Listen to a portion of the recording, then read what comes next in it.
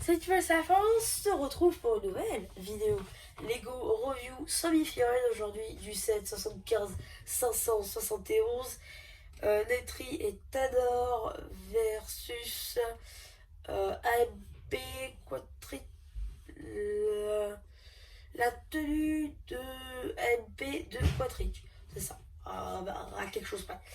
Donc du coup ça émissionne. Par contre, juste assez rare pour le noter, l'arc comme ça, généralement c'est des petits arcs. Là c'est l'arc long. Donc ça fait longtemps que j'avais pas vu dans les sets. Donc ça c'est plutôt cool. Voilà, ensuite, du coup, on va s'attaquer au robot d'abord. Non. Premier sachet. Le tout premier sachet, du coup, c'est celui-là. Donc c'est l'espèce de loup. Voilà. À noter en fait dans les 7 avatars, c'est qu'il y a 3 sachets. Premier sachet, c'est du coup un élément en fait. Un sachet par élément, parce que généralement dans les 7 avatars, maintenant, il y a 3 éléments. Là par exemple, c'est le robot, le loup et l'espèce de jardin. Du coup, dans tous les 7 avatars, il y a une partie jardin. Dans tous les 7 avatars, il y a une créature euh, j'ai envie de dire mystique, mais c'est plus euh, pas bref, une créature. Et là par exemple on a un robot, mais des fois ça peut être une autre créature, ou alors c'est une partie humaine, voilà, un élément humain. Donc du coup on va commencer par le loup. Donc, du coup pareil pour comme le set en fait de Shuri, en fait le personnage se met allongé sur le loup. Et ouais, voilà, donc en fait ici c'est les reines, ça c'est les reines, ça. C'est pour lui faire ce qu'on veut en fait. Voilà, donc du coup il a 6 patounes. 6 patounes. Donc du coup il tient super bien debout. S'il tombe à terre, c'est vraiment qu'il tient pas debout quoi. Hop, voilà. Voilà, il a 6 patounes. Du coup, la tête, le boule de tête, c'est exclu. Hein. Le boule de tête, c'est exclu. Vous voyez, c'est genre, ça tient trop bien. Ça clipse et tout, c'est trop bien. La queue, ensuite, ça c'est cool. Voilà. Rien de plus à dire, mis à part qu'il est du coup dark blue and black. Voilà, voilà. Plutôt cool en vrai, hein, comme mix de couleurs. Voilà, j'aime bien et j'ai tout cassé. Et vous allez voir qu'il y a une petite fonctionnalité après avec lui, mais qu'on va voir un petit peu plus tard. Ensuite, du coup, on a le robot. Donc le robot qui possède 2 bras. Hop, 2 bras qui peuvent, dont les mains qui se cassent très vite. Si on place mal l'accessoire, voilà.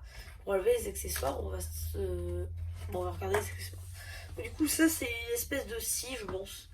Une espèce de scie pour scier des trucs. Voilà. Je sais pas trop ce que ça représente si c'est pas une scie. Donc, ouais, voilà, je sais pas. Ensuite, ici, on a une épée hein, pour couper les lianes. Voilà. Donc, ouais, plutôt cool. Hop, même si c'est très minimaliste. Et donc, le robot qui est stickerisé de partout.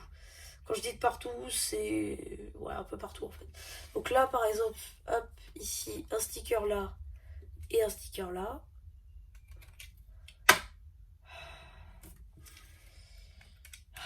C'est dur d'être pas doué, vous savez.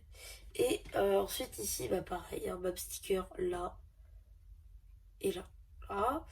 Les doigts, du coup, doigts movibles. Pareil pour les articulations et articulés de partout.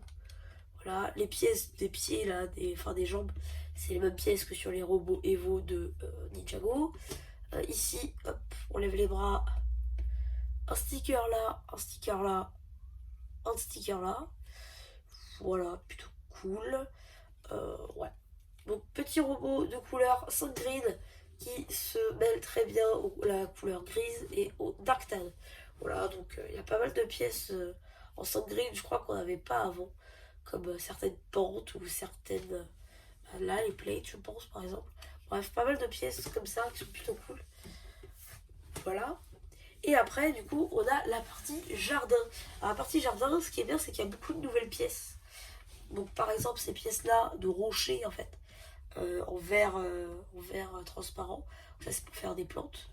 Du coup, ici, on a des petites accroches. C'est pour mettre avec les autres sets de la vague. Pour qu'en fait, on fasse un tout, un véritable écosystème.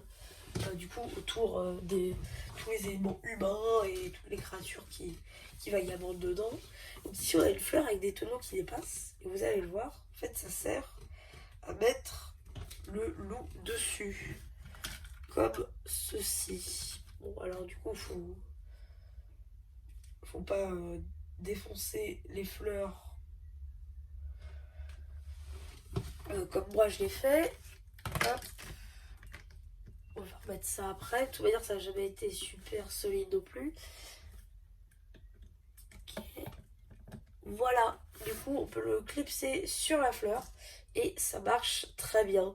Du coup, on dirait qu'il surgit